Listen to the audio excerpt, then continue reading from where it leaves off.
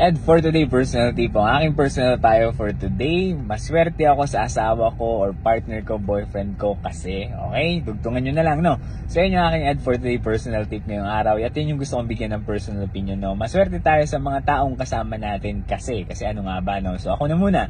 So, sa akin, maswerte ako sa wife ko dahil again, meron akong wife na mabait, maganda, simple, at alam mo yung tipong hindi stressful na partner, no? So, yun yung mga rason kaya happy ako dun sa relationship na meron kami, no? Kumbaga, hindi stressful ang aking buhay pag-ibig, no?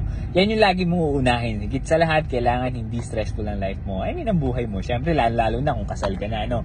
Lagi mo isipin na dapat hindi ka stressful sa buhay, no? Siyempre, dapat yung partner mo or boyfriend mo, asawa mo, kung ano pa man, pares kayo nagtutulungan. May trabaho siya, may trabaho ka. Or tipong, kung wala siyang trabaho, siya yung nag-aasikaso sa bahay, no? So, kumbaga, yung katuwang mo sa buhay, no? Wag mo ipagpapalit ng taong yan. Dahil una sa lahat, may mga bagay na minsan, may mga temptations, no? Natutuwa tayo kay ganito, kay ganyan. Kumbaga na ibabaling ang atensyon natin. Pero lagi mo pa rin isipin kung ano nga ba yung naging dahilan kung bakit kayo nagsama ng asawa mo, kung bakit mo nagustuhan yan. Lagi kang babalik sa partner yan. Dahil again, yun yung mga bagay na nagkumbinsi sa'yo na siya yung taong gusto mong makasama habang buhay, na yun siya yung taong gusto mong maging, alam mo yun, kasama sa araw-araw.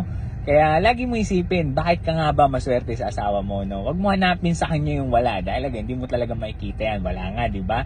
Kaya kailangan isipin natin kung ano ba yung mga bagay na maswerte tayo sa mga partner natin. No? Yun yung mga bagay na kailangan natin i-nurture, kailangan natin i-cultivate. At syempre, alam natin na yun yung mga bagay na minahal natin sa kanila. No? Yun yung pangahawakan natin habang tumatagal, okay? Kaya lagi mo isipin, ano nga ba yung bagay na maswerte ka sa asawa mo, okay? Kung nagustuhan mo itong payo na to, kung nagustuhan mo itong video na to, pwede ka rin pala magkomento, ano? At kung nagustuhan mo, huwag mong kalimutang mag-like and follow sa aking FB page.